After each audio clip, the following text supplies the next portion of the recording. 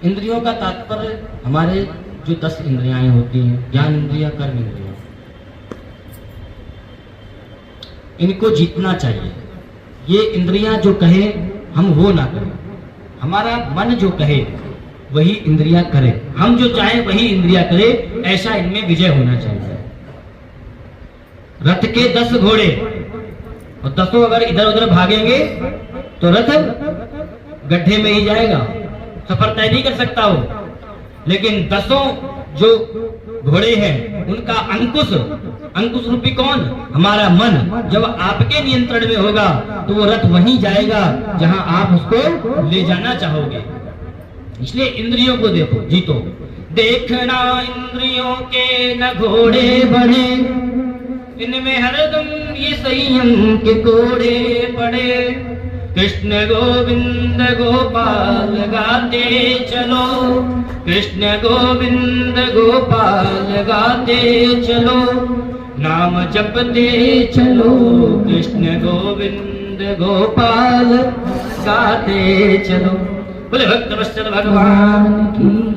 तो इंद्रियों को जीतो, कहने का तात्पर्य है यह जब अभ्यास हो जाएगा, जिताशनो जितश्वासो जित संगो जितेंद्रिया स्थूले भगवतो रूपे। बोले भगवान का ध्यान कैसे करें? तो बोले भगवान दो ध्यान विचार आया कैसे जाए? तो खड़ा हुआ, पहले धीरे से दीवार को पकड़ लिया।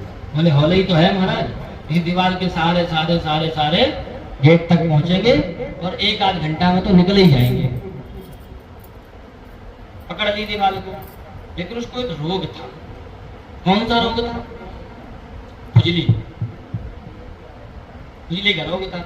और चलते चलते जैसे ही गेट के पास पहुंचा तो गेट से बाहर से ठंडी हवा आने लगी, और जैसी हवा आई, जब हवा शरीर में प्रवेश करी तो उसको खुजली होने लगी, और जो वो खुजाने लगा इतने में गेट फिर निकल गया। फिर वही परंपरा दोबारा। तो ऐसे ही हमें भी 84 लाख योनियों का चक्कर लगा रहे हैं। उस चक्कर लगाने के बाद दरवाजे के पास आ गए हैं, लेकिन ये जो विषय भोगी जो रोग हमारे जीवन में है, ये तत्काल जाग जाता है।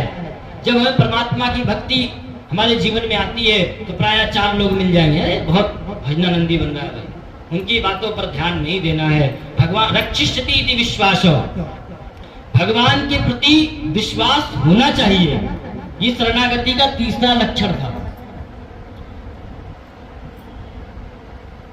भगवान हमारे रक्षक हैं, भगवान हम पर कृपा करेंगे। देखो, हमारे जीवन का लक्ष्य ही परमात्मा की भक्ति करना है, और हम अगर इस चीज से भटक जाएं, जो भटक रहा हो ना,